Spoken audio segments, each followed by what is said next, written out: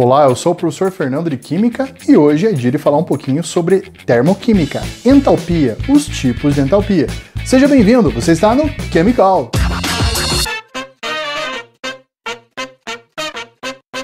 Fala meu querido aluno, fala minha querida aluna, muito obrigado pela tua inscrição, por compartilhar e ajudar a crescer o canal. Mas se você está visitando aqui, se você é um amigo do Chemical, inscreva-se no canal, curta, compartilhe, vai ajudar bastante também.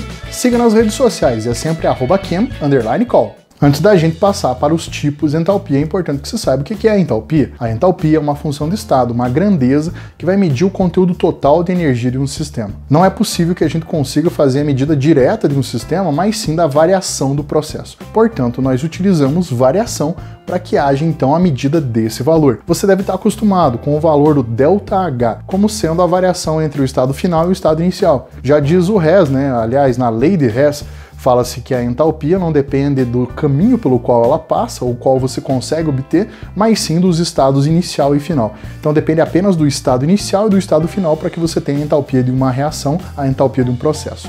Na química, nós temos dois processos principais considerando os fenômenos químicos, as reações endotérmicas e exotérmicas. Deixa eu mostrar para você no gráfico como é que funciona uma endotérmica e uma exotérmica. Bom, como eu disse antes, é possível que nós possamos fazer a medida da entalpia, mas a partir de uma variação. Por isso, é importante que a gente tenha uma padronização das condições, utilizando a 25 graus Celsius, 1 atm, estado físico mais comum e estado alotrópico mais comum. Você lembra, né? O grafite é um estado alotrópico do carbono, assim como também o diamante. Então a gente pega o mais comum, por exemplo, no caso seria o grafite, para o carbono. Existem outras substâncias, oxigênio, fósforo e enxofre. A gente vai utilizar a entalpia para um padrão com ele sendo estado físico mais comum e estado alotrópico mais comum, beleza? A variação a gente utiliza como sendo a entalpia final menos inicial. Então, a verdade mesmo é que nós temos a variação das entalpias finais menos a variação das entalpias iniciais. E por isso aqui você teria a variação das variações. Mas para não ficar bagunçado, o que a gente vai utilizar é entalpia, a variação da entalpia igual a entalpia final menos a entalpia inicial. Transcrevendo para uma reação química, nós temos a variação da entalpia, a entalpia do final, que seria o produto, menos a entalpia do reagente. Numa reação endotérmica, que é aquela que absorve energia, o que nós temos? Aqui eu representei reagentes por A e B e produto por C. Imagina uma reação reversível. Significa então que ela ocorre no sentido direto e no sentido inverso. Eu tenho para essa reação aqui, ó, saindo de reagente em 20 kJ e passando para produto em 50 kJ. O que eu tenho? Uma variação positiva.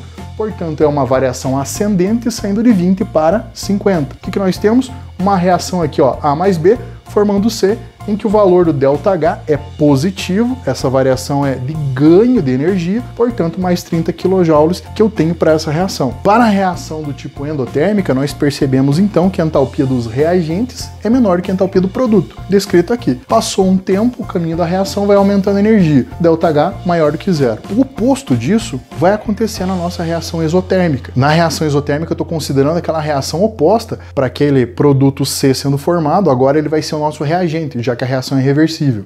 Então, reagente C para produtos A mais B. Coloquei aqui a mesma reação, C equilibrado com A e B.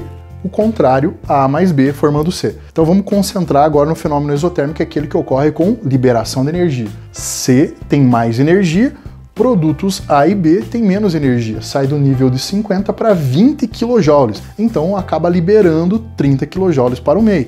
Aqui representado como ΔH menos 30. Esse sinal de negativo significa que está liberando energia, assim como esse positivo está dizendo que está recebendo energia, está ganhando, absorve e libera. Os nossos dois fenômenos que nós utilizamos aqui para padronizar então as nossas reações, beleza? Vamos falar então agora dos tipos de entalpia? Eu vou mostrar para você 4 tipos de entalpia, sendo duas muito importantes métodos que a gente utiliza para fazer o cálculo pela determinação da energia, das variações das entalpias, para chegar lá na variação da reação toda, da energia dessa reação. Então o primeiro tipo seria a entalpia de formação, que é a energia liberada ou absorvida na formação de um mol de uma substância a partir de substâncias puras simples. Como eu coloquei aqui, ó. Eu tenho a formação da água líquida a partir de substâncias simples. As substâncias simples que formariam a molécula da água seriam hidrogênio e oxigênio. Então, para a formação de 1 mol de água, eu vou utilizar 1 mol do gás hidrogênio e meio mol de gás oxigênio. Seria nesse padrão. Não dá para colocar 2 para 1 para 2? Até pode. Também é formação? Também é, mas não é o valor padrão. Quando a gente utiliza a entalpia padrão de formação, é para a formação de 1 mol de um composto a partir das substâncias puras simples, incluindo também, além do estado físico mais comum, é claro, o estado alotrópico mais comum. E é por isso que eu coloquei aqui, ó, carbono grafite mais O2 para formar 1 mol do CO2. A mesma coisa para a formação da glicose. Eu tenho lá C6H12O6. Para formar ela, as substâncias simples são carbono, hidrogênio e oxigênio, nas quantidades de 6 mols, 6 mols do hidrogênio, 3 mols do oxigênio. Assim eu tenho a formação de 1 mol da glicose. Então, para a formação de 1 mol, lembre-se, energia liberada ou absorvida. Se é liberada ou absorvida, quer dizer, o processo pode ser tanto endotérmico ou exotérmico para a formação de 1 mol de uma substância composta a partir das simples. Eu vou mostrar para você agora como utilizar num exemplo pela técnica da entalpia de formação. Segue o exercício aí para você. Considerando os valores das entalpias de formação fornecidas, determine o valor da energia liberada na combustão de 1 mol de benzeno. Dados: entalpia de formação do benzeno, entalpia de formação do CO2 e entalpia de formação da água. Utilizando a técnica da entalpia de formação, eu preciso então dos valores das entalpias de formação de cada uma das substâncias envolvidas na reação que eu vou fazer a determinação do valor da variação de entalpia dela. Assim, como nesse exercício o enunciado forneceu para mim as entalpias padrões de formação de benzeno, gás carbônico e água, eu vou fazer a combustão baseada nessas substâncias. Assim, a reação balanceada da combustão do benzeno, que a gente vai fazer para 1 mol do benzeno, ficou assim: benzeno mais 15,5 de O2 para a formação de 6 de CO2 e 3 de água. Aí você vai me dizer o seguinte: professor, por que não foi dado a entalpia padrão de formação da substância simples O2? Porque as substâncias simples possuem valor igual a zero. Então não é necessário que eu precise desse valor, eu posso simplesmente jogar direto igual a zero. Assim, substituindo os valores e lembrando que a entalpia é proporcional à quantidade de matéria, nesse caso, se eu tenho 6 mols de 1, como é o caso aqui do gás carbônico, eu vou ter que multiplicar por 6 o valor de entalpia de formação. A gente sabe que a energia depende da quantidade de massa, então quanto mais massa, quanto mais matéria, também eu vou ter mais energia. Assim, substituindo, eu tenho benzeno 49, 15,5 de O2 continua dando zero, afinal de contas a entalpia da substância simples aqui vale zero. 6 de CO2. Se o CO2 vale para cada mol 393,5, eu vou multiplicar por 6. 6 vezes menos 393,5. O mesmo para a água. Menos 285,8 para 1 mol, eu vou fazer vezes 3. 6 vezes o CO2 vai ficar menos 2.361. 3 vezes a água vai dar menos 857,4.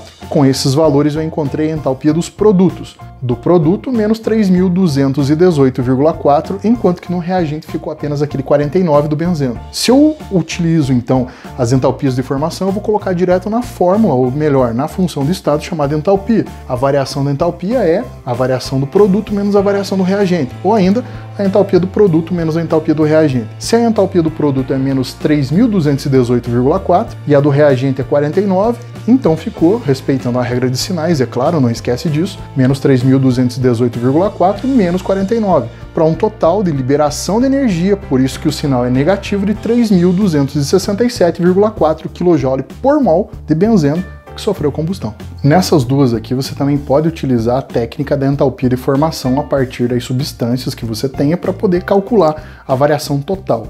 Mas é fato que toda vez que falar entalpia de combustão, como a gente acabou de ver no último exemplo, o processo sempre vai ser exotérmico. Então a entalpia padrão de combustão seria a energia liberada na queima de 1 mol de uma substância naquelas condições padrão, ou seja, 25 graus Celsius e 1 atm de pressão. Aqui eu estou dando o exemplo da combustão do metano. 1 mol do metano para a formação lá de CO2 e água.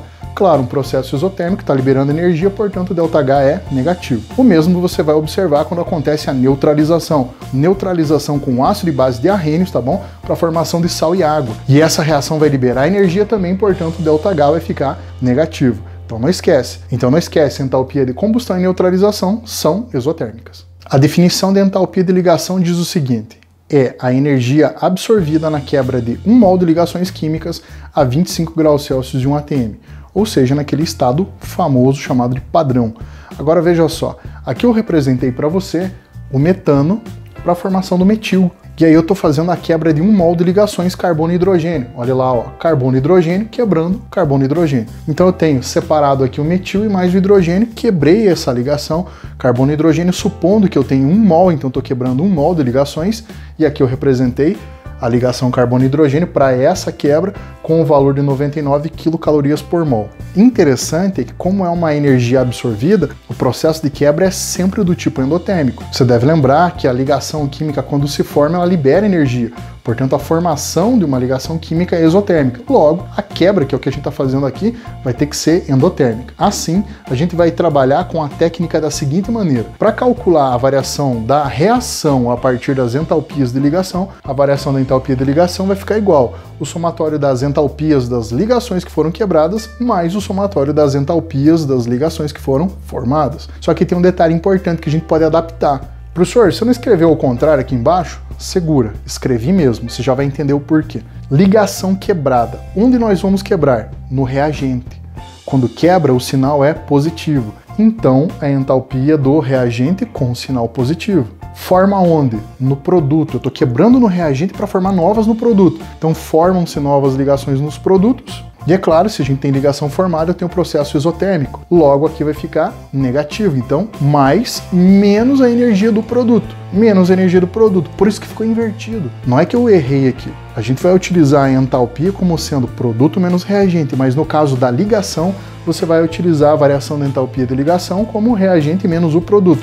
A entalpia das ligações de reagente menos a entalpia das ligações do produto. Quer ver? Eu vou mostrar para você agora num exemplo como é que a gente aplica a entalpia de ligação. Qual o valor da entalpia da reação de monocloração do metano a partir das energias de ligação fornecidas, dadas valores de entalpia de ligação e a reação de monocloração do metano, entalpia de ligação carbono e hidrogênio, 105 quilocalorias por mol, hidrogênio-cloro, 103, carbono-cloro, 85, cloro-cloro, 58 quilocalorias por mol. No exemplo dado, nós temos a monocloração do metano para a formação do cloro-metano e mais ácido clorídrico. O que vai acontecer? Uma reação de substituição, onde um cloro vai substituir um hidrogênio do metano, formando o cloro-metano e mais ácido clorídrico. Então o que a gente vai fazer agora? A gente vai substituir cada uma das ligações pelos valores respectivos fornecidos no enunciado. Como eu tenho carbono-hidrogênio, cloro-cloro, carbono-cloro e hidrogênio-cloro, eu substituo cada uma delas, encontrando a energia dos reagentes e a energia dos produtos. Mas aqui vai uma dica para você. Se você tiver ligações exatamente iguais de um lado e do outro, você pode simplesmente cancelar elas. Como eu tenho carbono e hidrogênio exatamente igual em uma posição e na outra, aqui ó,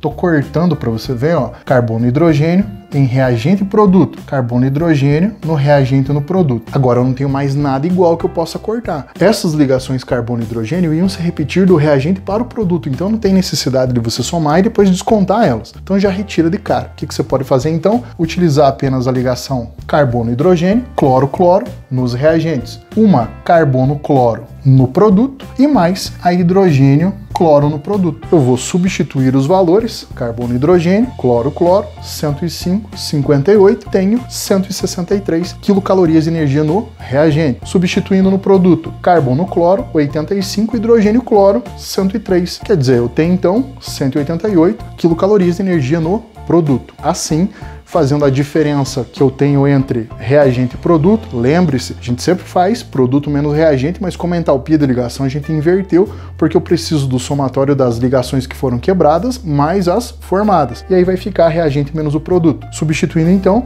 reagente 163, produto 188. 163 menos 188, menos 25 quilocalorias seria o valor da entalpia da reação de monocloração do metano, beleza? Muito obrigado pela tua companhia e até semana que vem aqui no Chemical com hidrólise de sais. Beijo na mãe!